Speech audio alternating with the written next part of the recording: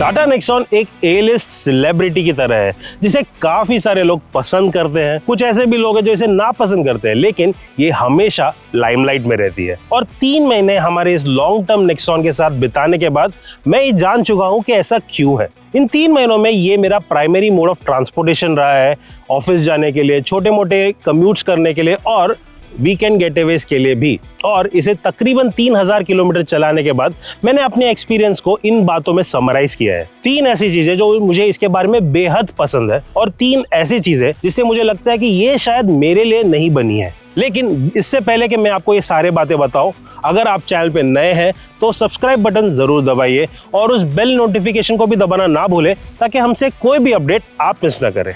तो चलिए पहले स्पेसिफिक्स को क्लियर कर देते हैं। मेरे पास जो मॉडल है वो नेक्सॉन का top and fearless plus S variant है, जिसमें आपको एक 1.2 लीटर का टर्बोचार्ज्ड पेट्रोल इंजन मिलता है और साथ ही एक 7 स्पीड का ड्यूल क्लच ऑटोमेटिक ट्रांसमिशन भी दिया गया है। नेक्सॉन एक फीचर लोडेड कार है और इसमें हमें कोई शक नहीं है। बेस वेरिएंट से ही आपको ऑल एलईडी लाइटिंग मिल जाती है, एलईडी कनेक्टेड टेल लैंप्स भी मिलते हैं, 16 इंच के बड़े स्टील व्हील्स मिल जाते हैं फुल व्हील कवर के साथ, आपको मल्टीपल ड्राइविंग मोड्स मिल जाते हैं, टिल्ट एडजस्टेबल स्टीयरिंग भी मिलता है और एंटी ग्लेयर IRVM भी दिया गया है। लेकिन अगर आप हायर वेरिएंट्स को चुनते हैं तो आपको और कई सारे बेहतर फीचर्स मिलते हैं, जैसे कि bi functional LED projector headlamps मिल जाता है, एलईडी DRLs मिल जाते हैं, 16 इंच के एलॉय व्हील्स मिल जाते हैं आपको, साथ ही साथ आपको एक टच स्क्रीन इंफोटेनमेंट सिस्टम मिलता है, एप्पल कारप्ले और एंड्रॉइड ऑटो के साथ ऑटोमेटिक AC कंट्रोल्स मिल जाता है और वॉइस असिस्टेड सनरूफ भी मिल जाता है। टॉप एंड फियरलेस वेरिएंट में आपको एक्स्ट्रा फीचर्स मिलते हैं, जैसे कि ventilated front seats, leatherette upholstery, एक बड़ा 10.25 इंच का touch screen infotainment system, iRA connected car tech और एक जबरदस्त JBL सराउंड साउंड सिस्टम, जो इस सेगमेंट का मुझे लगता है सबसे बेहतरीन सिस्टम है। आज के मार्केट में टाटा मोटर्स एक ऐसी ब्रांड है जो कार सेफ्टी के लिए जानी जाती है और ये सब की शुरुआत हुई थी टाटा नेक्सॉन के साथ। जी हाँ, ये इंडिया की पहली मास मार्केट व्हीकल थी जिसे ग्लोबल एनकैप की तरफ से 5 स्टार रेटिंग मिली थी क्रैश टेस्ट में, और वो इसकी सबसे बड़ी USP है। जी हाँ, सेफ्टी। ये गाड़ी दिखने में और महसूस करने में काफी सॉलिड और रोबस्ट लगती है। इसके दरवाजे भी काफी अच्छे हैवी है और आपको एक सेफ कार में रहने का फीलिंग मिलता है, और वो सबसे ज्यादा इंपॉर्टेंट है। फीचर्स के मामले में भी काफी लोडेड है। आपको 6 एयरबैग्स मिल जाते हैं, ABS विद EBD मिल जाता है, आपको इलेक्ट्रॉनिक स्टेबिलिटी कंट्रोल मिलती है, रियर पार्किंग सेंसर्स मिल जाते हैं, हिल होल्ड कंट्रोल मिलता है, और ये सारे फीचर्स स्टैंडर्ड है। स्टैंडर्ड फीचर्स के अलावा हायर स्पेक वेरिएंट्स में आपको एक बड़ी लंबी सेफ्टी फीचर्स की लिस्ट मिल जाती है और वो आपको अभी स्क्रीन पर दिख जाएंगे। मेरे लिए जो नेक्सॉन की सबसे फेवरेट बात है वो है इसकी डायनामिक्स। जी हाँ, क्योंकि गाड़ी की जो राइड क्वालिटी है वो काफी बेहतरीन है। इसके सस्पेंशन को भी अपने अर्बन टेरेन्स के लिए काफी अच्छे से ट्यून किया गया है, तो जो भी बम्प्स हो या पॉट होल्स हो या रफ पैचेस जो हमें मुंबई और दिल्ली जैसे शहरों में मिलते हैं, उन्हें ये काफी अच्छे से हैंडल कर लेता है। इनफैक्ट मैं तो ये कहूंगा कि हाँ, सस्पेंशन थोड़ा सॉफ्टर साइड में सेट किया गया है, बट वो कंफर्ट को मद्देनजर रखते हुए किया है, जिसकी वजह से हम ये बात तो जरूर कह सकते हैं कि राइड कंफर्ट यहाँ पे एक बड़ा हाईलाइट है। लेकिन वही नहीं, हैंडलिंग के मामले में भी नेक्सॉन काफी अच्छा है। स्ट्रेट लाइन स्टेबिलिटी इसकी अच्छी है और कॉर्नर पे भी अगर आप थोड़ा अग्रेसिव हो जाते हैं, गाड़ी कंपोज लगती है, अच्छे से संभाल लेती है और वो एक अच्छा एक्सपीरियंस आपको देता है। स्टीयरिंग में अच्छा हेफ्ट है और ये जो हमारे डायरेक्शन इनपुट्स है उसे भी अच्छे से लेता है। लेकिन हाँ, थोड़ा और फीडबैक अगर मिल जाए स्टीयरिंग से तो ड्राइव क्वालिटी और बेहतर हो जाती है।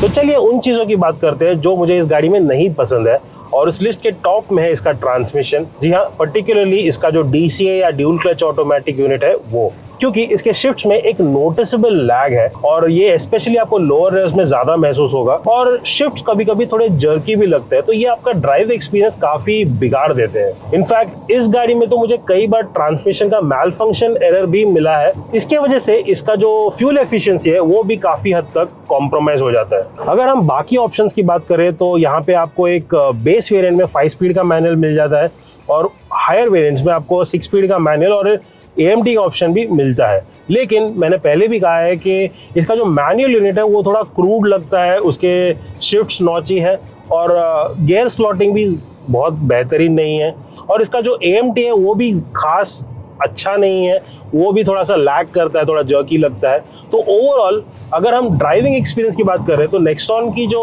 खामियां है वो उसकी ट्रांसमिशन चॉइसेस है, वो और बेहतर हो सकते थे। मुझे इसका इलेक्ट्रॉनिक शिफ्टर भी नहीं पसंद, क्योंकि ये प्रॉपरली काम नहीं करता हर टाइम। जब भी मैं ड्राइव से रिवर्स या रिवर्स से ड्राइव शिफ्ट करता हूँ तो ये कभी कभार शिफ्ट्स को मिस कर देता है, और ये प्रॉब्लमेटिक बन सकता है अगर मैं टाइट पार्किंग सिचुएशन में हूँ या बम्पर टू बम्पर ट्रैफिक में हूँ। कुछ बातें ऐसे भी है जो सिर्फ नेक्सॉन में सीमित नहीं है, टाटा गाड़ियों में काफ़ी हद तक कॉमन है। वो है उसके इलेक्ट्रॉनिक्स और इलेक्ट्रिकल इश्यूज, जैसे कि कभी कभार एक आध DRL बंद हो जाता है कुछ टाइम के लिए, उसे वापस स्टार्ट करने के लिए गाड़ी को रीस्टार्ट करना पड़ता है, थोड़ा वेट करना पड़ता है। और इसके जो सेंसर्स है कभी कभार एरर मैसेजेस देते हैं, जबकि गाड़ी में एक्चुअली कुछ प्रॉब्लम होता नहीं है। कभी कभार ये भी होता है कि इसका जो इंफोटेनमेंट सिस्टम है वो हैंग हो जाता है या फिर ग्लिचेस देता है या बंद हो जाता है, और इसे वापस स्टार्ट करने के लिए आपको गाड़ी को 1 या 2 बार रीस्टार्ट करना पड़ता है। तो ये कुछ ऐसी बातें जो एक सोर थंब की तरह स्टिक आउट करते हैं और आपका ओनरशिप एक्सपीरियंस बिगाड़ते हैं। एक और इशू जो मुझे नेक्सॉन के साथ है वो है इसका स्पेस मैनेजमेंट। जी हाँ, कैबिन का जो लेआउट है उसमें जो स्पेस मैनेजमेंट है वो खास नहीं है, उसमें थोड़ा और काम कर सकती थी टाटा। जैसे कि आप देख सकते हैं सीट्स तो वैसे अच्छे हैं, लेकिन इसका जो बैक रेस्ट है काफ़ी छोटा है, तो इवन आपका जो शोल्डर रूम है वो कवर नहीं होता, और ये लॉन्ग ड्राइव्स में दिक्कत दे सकता है। अभी मेरा कद तो 5 फीट 9 इंचेस का है, और लेकिन मेरे से जो शॉर्टर लोग हैं या मेरे से जो छोटे और थोड़े पतले लोग रहेंगे उनको भी ये दिक्कत हो सकता है। तो लॉन्ग ड्राइव्स में ये एक इशू बनता है।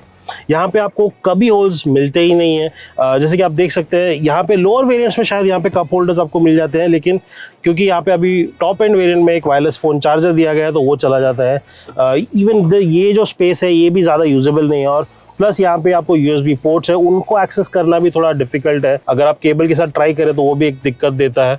और इसके जो डोर पॉकेट्स वो भी काफ़ी नैरो है, उनमें शायद 1 लीटर का वाटर बॉटल समा जाए, लेकिन उससे ज़्यादा आप ज़्यादा की उम्मीद नहीं कर सकते, तो वो एक अनदर इशू बन जाता है।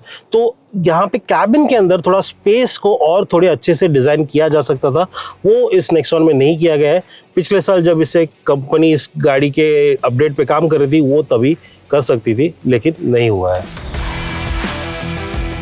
जब भी कोई मुझसे पूछता है कि क्या मैं उन्हें एक under 15 lakh rupees car suggest कर सकता हूँ, मेरा पहला ख्याल नेक्सॉन की तरफ जाता है।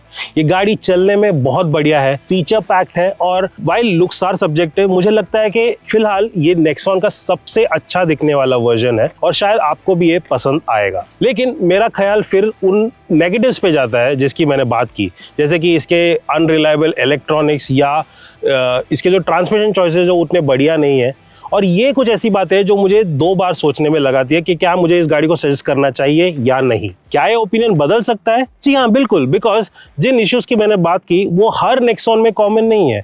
मैंने कुछ ऐसे नेक्सॉन ओनर्स भी देखे हैं जिनको अपनी गाड़ी से कोई इश्यूज नहीं आया है, वो अपनी गाड़ी से बहुत खुश है। तो बात यह है कि टाटा मोटर्स को जो प्रोडक्शन लेवल में है इन क्वालिटी इश्यूज पे थोड़ा और ध्यान देना चाहिए, ताकि फ्यूचर नेक्सॉन ओनर्स का जो एक्सपीरियंस है वो और बेहतर बन सके। क्योंकि मुझे लगता है कि ऑन पेपर नेक्सॉन एक नियर परफेक्ट व्हीकल है अंडर 15 लाख रुपीस के सेगमेंट में, और अगर जिन इश्यूज की मैंने बात की आपके लिए वो एक डील ब्रेकर नहीं बनता है तो आप इस गाड़ी को डेफिनेटली कंसीडर कर सकते हैं। अगर आपको ये वीडियो अच्छा लगा तो हमें लाइक और शेयर जरूर कीजिए, और ऐसे ही वीडियोस के लिए कारण बाइक हिंदी को फॉलो करते रहें।